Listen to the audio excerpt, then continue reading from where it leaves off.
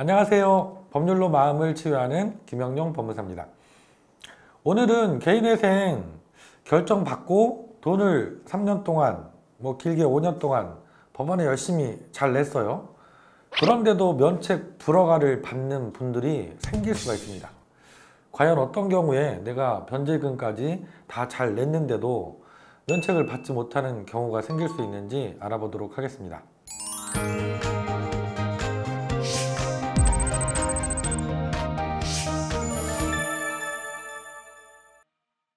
말씀드린 것처럼 돈을 잘 냈는데도 문제가 생기는 경우는 한 가지 경우가 있어요. 개인회생 우리가 인가결정 받을 때 조건부 인가결정을 받으신 분들이 그런 일이 생길 수가 있어요. 이렇게 생각하시면 돼요. 결정을 할 때 그냥 단순하게 결정을 해주는 게 아니라 특정 조건을 걸고 결정을 해주는 겁니다. 그럼 법원에서 어떤 경우에 이 조건을 거느냐?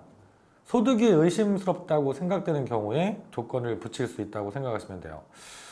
첫 번째 대표적인 경우가 개인회생 신청 직전에 이직을 하셨어요. 그런데 이직하기 전 직장보다 소득이 많이 감소한 경우예요.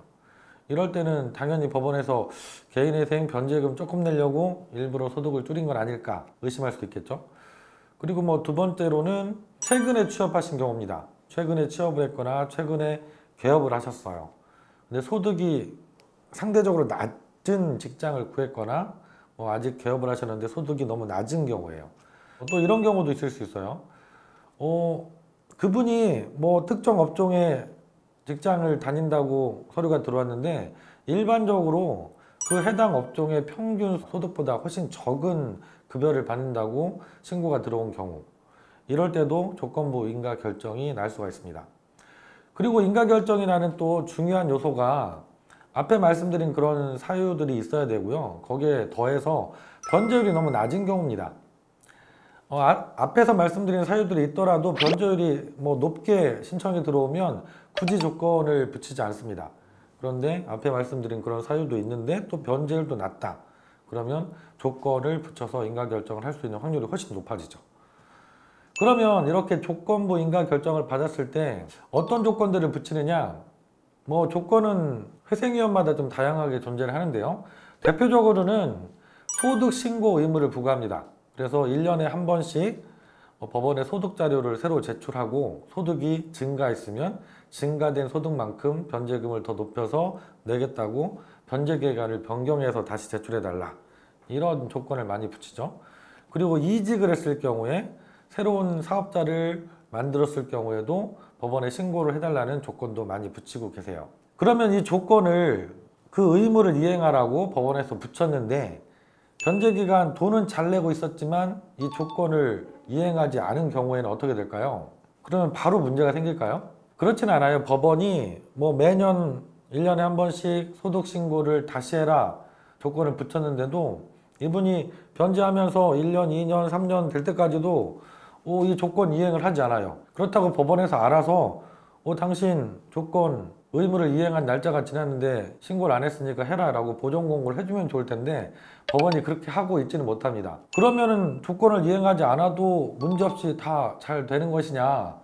그게 아니기 때문에 문제가 있습니다.